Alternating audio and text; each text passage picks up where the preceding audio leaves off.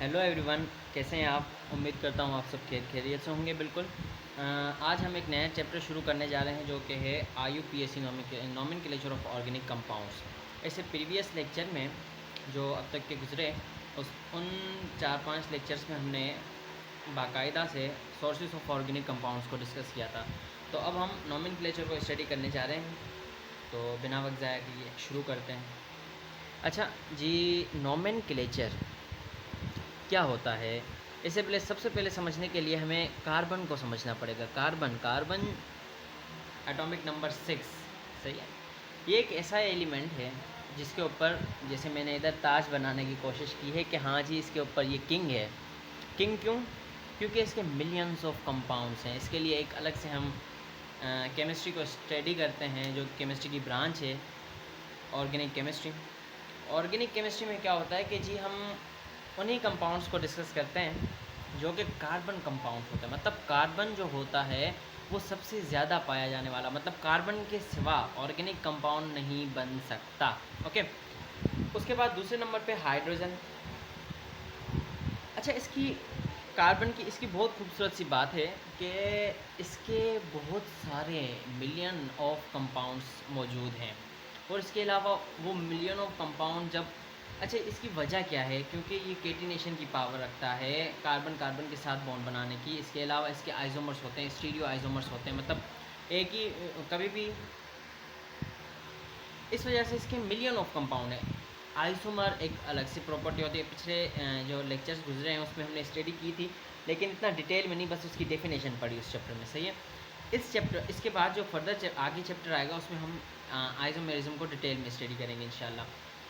अच्छा, इसकी क्योंकि इसके मिलियन ऑफ कंपाउंड्स हैं तो इस वजह से साइंटिस्ट को ज़रूरत पड़ती है कि अब हम उनके नाम देखें। पहले क्या होता था कि आम तौर पे हम जब शुरू में ऑर्गेनिक कंपाउंड्स, अच्छा सबसे पहले तो यही सोचा जाता था कि इसको लैब में हम प्रिपेयर नहीं कर सकते। मैंने पिछले लेक्चर्स में बताया था। उसके बाद एक साइंटिस्ट, तो इस सारे के बाद जब ऑर्गेनिक कंपाउंड्स मिलियंस ऑफ, मतलब आज के दौर में जब इतने सारे ऑर्गेनिक कंपाउंड्स पिछले दौर में बढ़ते जाते थे तो नेमिंग करना जो थी वो बहुत ही मुश्किल बात थी कि हम उनके ट्राइवल नेम्स रख लें। जैसे कोई ब्यूटारिक एसिड है, बटर से हासिल हो रहा है, फॉर्मिक एसिड है वगैरह।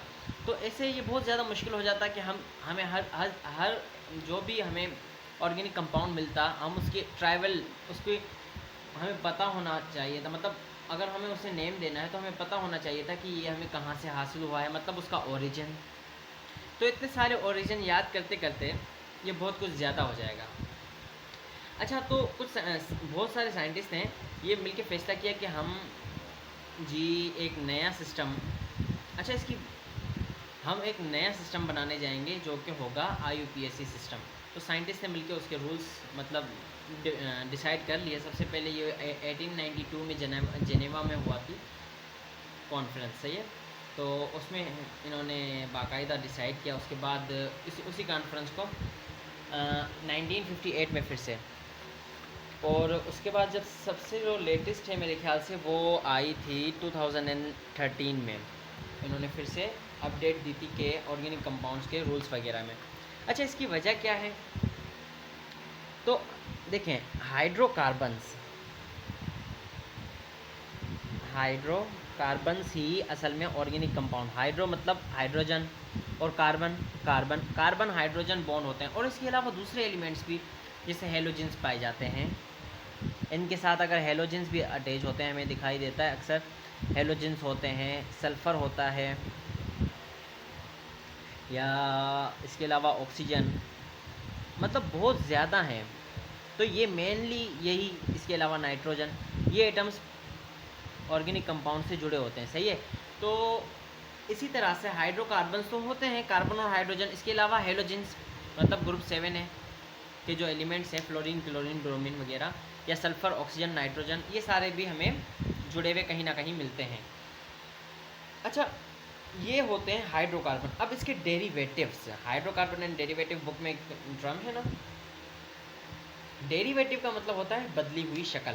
हाइड्रोकार्बन एंड देयर डेरिवेटिव मतलब उसकी बदली हुई शक्ल।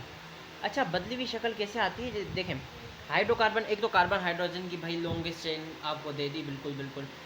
अब उसके बाद क्या होता है कि फंक्शनल ग्रुप एक टर्म होती है जो इस मैंने पढ़ाई भी हुई है और आगे हम चलेंगे तो इसके बाद इंशाल्लाह हम डिटेल में पढ़ेंगे, लेकिन मेरे चैनल पे इसकी वीडियो एक बहुत ज़्यादा ज़बरदस्त। फंक्शनल ग्रुप क्या करता है, कभी भी किसी भी जो भी ऑर्गेनिक कंपाउंड होता है उससे अगर फंक्शनल ग्रुप आके जुड़ जाता है तो इससे क्या होता है कि उसकी जो प्रॉपर्टीज़ है ना वो चेंज हो जाती हैं। तो ये जो डेरिवेटिव हाइड्रोकार्बन्स हैं उसके जो डेरिवेटिव्स हैं, जब एटम्स मुख्तलिफ फंक्शनल ग्रुप्स आके हाइड्रोकार्बन से जुड़ते हैं तो वो एक नई शक्ल से एक नया कंपाउंड बन जाता है। तो इस तरह से मिलियन ऑफ कंपाउंड्स बने हैं, सही है। तो ये फंक्शनल ग्रुप लगने की वजह से मुख्तलिफ प्रॉपर्टीज इनकी चेंज हो जाती हैं, सही है। जैसे मतलब ये फंक्शनल ग्रुप एक ऐसी चीज़ होती है जो कि कभी भी किसी भी हाइड्रोकार्बन के साथ जुड़ जाए तो उसे एक, अब फंक्शनल ग्रुप भी बहुत सारे मौजूद हैं, सही है। तो different functional groups different properties देते हैं, तो इस वजह से भी मिलियन ऑफ कंपाउंड्स मौजूद हैं। इसके अलावा आइसोमर मतलब कभी, अब हम आगे चलेंगे तो बहुत ज़्यादा, जैसे फ़र्ज़ कर लें ये कार्बन की चेन है 3 कार्बन पे, इसके साथ कोई भी फंक्शनल ग्रुप अटैच है। अब ये तो है मौजूद, सही है। अब इसकी कुछ ना कुछ प्रॉपर्टीज़ होंगी। सबसे पहले ये जो 3 कार्बन की चेन होंगी इसकी कुछ भी प्रॉपर्टीज़ होंगी। जब इससे आके फंक्शनल ग्रुप अटैच हो जाएगा तो उसकी भी, अब इस मतलब पहले तो इस चेन की कुछ ना कुछ प्रॉपर्टीज़ होंगी। अगर से हम जब इससे एक फंक्शनल ग्रुप जोड़ देंगे तो इसकी अलग प्रॉपर्टीज़ हो जाएंगी। अब यही फंक्शनल ग्रुप फ़र्ज़ करें दूसरी पोजीशन पर भी आ सकता है इस कार्बन से, तो इसकी कुछ अलग प्रॉपर्टीज़ होंगी। मतलब इनके मॉलिक्यूलर फार्मूलाज तो सेम होंगे, लेकिन इनकी स्ट्रक्चर भी अलग होगा और उसके अलावा इनकी केमिकल एंड फिजिकल प्रॉपर्टीज़, जो केमिकल एंड फिजिकल प्रॉपर्टीज़ हैं ये बहुत ज़्यादा ज़रूरी चीज़ें हैं, सही है। तो इस वजह से इसके मिलियन ऑफ कंपाउंड्स होते हैं। अब ये जो नॉमेनक्लेचर का जो सिस्टम है, जो रूल्स मैंने बताया कि सबसे पहले जनेवा में 1893 में जो कॉन्फ्रेंस वगैरह हुई थी, उसके बाद ये 1958 में भी हुई थी, और 2013 में लास्ट टाइम जब उन्होंने अपडेट्स दी थी कि रूल्स वगैरह में, तो वो 2013 में हुई थी। ये ईयर्स याद रखें, एग्जाम में बहुत ज़्यादा ज़रूरी है एमसीक्यूज़ वगैरह के लिहाज से। अच्छा, किसी भी ऑर्गेनिक कंपाउंड को जब हम नेम देते हैं तो उससे हमें फ़ायदा क्या होता है। अच्छा, सबसे पहले आप ये देख लें कि एक होता है रूट वर्ड। हर ऑर्गेनिक कंपाउंड का जो नाम होता है ना, अच्छा उन्होंने क्या, जो रूल्स डिसाइड हुए थे कि हर ऑर्गेनिक कंपाउंड का एक कुछ ना कुछ हम रूल तय कर लें जिससे कोई भी ऑर्गेनिक कंपाउंड कभी भी दिखाई देगा तो उसे नाम देना आसान होगा। उस नाम में क्या क्या होता है, रूट वर्ड होता है, प्रीफिक्स होती है और सफिक्स होती है, सही है। अब रूट वर्ड क्या होता है, जैसे रूट वर्ड जो होता है ना वो बेसिक कार्बन चेन की जो तादाद होती है वो बताता है कि जी 3 4 5 6 कितने कार्बन्स मौजूद हैं। सफिक्स और प्रीफिक्स, सफिक्स में क्या होता है, सफिक्स दो तरह के होते हैं, एक प्राइमरी सफिक्स होती है, एक सेकेंडरी सफिक्स होती है। प्राइमरी सफिक्स क्या बताती है, वो बताती है नेचर ऑफ, नेचर क्या है इसकी कार्बन चेन की। और जो primary suffix of secondary suffix होती है, जो मतलब सफिक्स, ये प्राइमरी सफिक्स नेचर बताती है कि इसकी जो ये जो ऑर्गेनिक कंपाउंड आया है इसकी नेचर क्या है। उसके बाद जो सफिक्स सेकेंडरी सफिक्स होती है वो फंक्शनल ग्रुप के बारे में इंफॉर्मेशन देती है कि कोई भी फंक्शनल ग्रुप, मतलब इधर आप लिख लें फंक्शनल, ये हमें बताती है फंक्शनल ग्रुप के बारे में इंफॉर्मेशन देती है। इसके अलावा जो प्रीफिक्स होती है उसमें हम सब्स्टिट्यूएंट्स को नाम लिखते हैं। जैसे फॉर एग्जांपल एक मैं नाम लिखता हूँ 3 मिथाइल ब्यूटेनॉल। अब इसका जो स्ट्रक्चर होगा ना वो तो होगा ये बेसिक, जो कार्बन होंगे, कार्बन कितने हैं 4, तो ये 4 कार्बन है। ये आपको समझाने के लिए आगे हम इनको डिटेल में भी डिस्कस करेंगे। तो ये 4 कार्बन आ गए। अच्छा, ये क्या हुआ कि ये जो है ये तो मेन चेन है जो मतलब रूट वर्ड हमें बताया।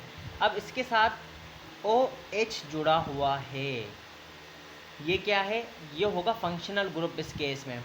तो अब ये जो है ये इसकी सफिक्स, मतलब सफिक्स में हम इसको डिस्कस करेंगे, किसको, फंक्शनल ग्रुप को। अब फ़र्ज़ कर लें कि इस कार्बन चेन में कहीं भी डबल बॉन्ड या ट्रिपल बॉन्ड मौजूद है कार्बन और कार्बन के दरमियान, क्योंकि हमें पता है कि कार्बन और कार्बन के दरमियान कितने बॉन्ड होते हैं, सिंगल कोवेलेंट बॉन्ड भी बना सकता है, डबल भी बना सकता है और ट्रिपल कोवेलेंट बॉन्ड भी बना सकता है। तो अब ये जो प्राइमरी सफिक्स होगी ये इसकी नेचर बताएगी कि ये अल्कीन है, अल्काइन है, वगैरह वगैरह, सही है। अब ये जो है, अब इससे हमें दूसरी नेचर इसकी कैसे पता चलेगी कि इसका फंक्शनल ग्रुप कौन सा है। तो सफिक्स इस चीज़ में, मतलब इस चीज़ में सफिक्स जब भी हम लिखेंगे तो इसमें यही ज़ाहिर करेंगे। जैसे ये जो है, इसमें जो सफिक्स ब्यूटेनॉल, देखें आखिरी में ही इसे बताया जा रहा है कि ओल फंक्शनल ग्रुप लगा हुआ है। अब ये जो है 3 मिथाइल, इसे हम क्या कहेंगे कि ये हमारे पास क्या है, प्रीफिक्स, और ब्यूटेन क्या हुआ, रूट वर्ड। तो इस तरह से हर जो भी ऑर्गेनिक कंपाउंड का जब हम नाम लिखते हैं उसके 3 हिस्से होते हैं, प्रीफिक्स, रूट वर्ड और सफिक्स। सफिक्स में भी 2 हिस्से होते हैं, नेचर वो बताती है, एक प्राइमरी सफिक्स, दूसरी होती है फंक्शनल ग्रुप बताने वाली, जो बताती, मतलब जैसे हम कहते हैं सेकेंडरी सफिक्स। अब ये तो हो गया। अब इसके अलावा अब हमें IUPAC नोमेनक्लेचर देखिए, इसका फ़ायदा हमें मिलता क्या है, कि इसका फ़ायदा होगा क्या। इसके फ़ायदे मैंने 4 लिखे हैं कि each compound has unique name, कि हर कंपाउंड का हमें क्या मिलेगा, अलग अलग नाम मिलेगा, और वो बच्चा बच्चा दे सकता है, मतलब जब भी रूल पढ़ लेगा वो, तो कोई भी इन नामों को लिख सकता है, उसका सिंपल स्ट्रक्चर बता के, या हम किसी को नाम बताएंगे तो उसका वो स्ट्रक्चर बता सकता है। तो ये बहुत बड़ी बात है जो कि इन रूल्स से हमें पता चल गई कि हम इसका नाम लेंगे तो इसका स्ट्रक्चर ज़ाहिर हो जाएगा, इसका स्ट्रक्चर लिखेंगे तो इसका नाम लिखना आसान होगा। दूसरा क्या कि the same name is used world wide. अब ये मसला बहुत बड़ा है। जब मैंने बताया था कि ट्राइबल नेम्स दिए जाते थे, तो फ़र्ज़ करें कि पाकिस्तान में ट्राइबल नेम एक है, USA में कोई दूसरा होगा, तो अफ्रीका वाले अपनी मर्ज़ी से कुछ भी रख सकते हैं। तो इस तरह से बहुत ज़्यादा, कोई भी अगर मुल्क भर के साइंटिस्ट या कोई भी डिफरेंट ममालिक से साइंटिस्ट आते हैं, तो फिर उनको बहुत ज़्यादा मुश्किल होगी नाम वगैरह। तो जब हम IUPAC सिस्टम के मुताबिक देंगे तो ये बहुत ज़्यादा आसान हो जाएगा कि USA में जो रहता है शहरी, उसके लिए भी वही नाम होगा, मेरे लिए भी वही नाम होगा, और जो अफ्रीका में रहता है उसके लिए भी सेम नाम होगा। अब तीसरा फ़ायदा इसका क्या है कि नेम जो होते हैं वो क्लियर एंड कंसाइज होते हैं, सही है। अब name reflect the compound structure, मैं बताया कि इस नाम से हमें क्या पता चल जाता है, स्ट्रक्चर। तो ये बहुत ज़्यादा फ़ायदे हैं। सो ये था first lecture of IUPAC nomenclature of organic compound. अच्छा, सब कुछ मैंने बता दिया, तो ये इन्फॉर्मेशन भी आपको होनी चाहिए कि IUPAC इंटरनेशनल, अब नाम से ही जाहिर है कि international union of pure and applied chemistry, उसके मुताबिक उसमें सिर्फ ये नोमेनक्लेचर स्टडी नहीं डिस्कस नहीं किया जाता, बल्कि और भी बहुत ज़्यादा बातें जो कि हम उधर से तय करते हैं केमिस्ट्री के लिहाज से। अब जो अगला लेक्चर होगा उसके बाद हम ऑनवर्ड्स डिफरेंट सीरीज़, जो होमोलॉजी सीरीज़ हमें हैं, अल्केन, अल्कीन, अल्काइन, उन सारों को डिस्कस करेंगे। सो ये था फर्स्ट लेक्चर।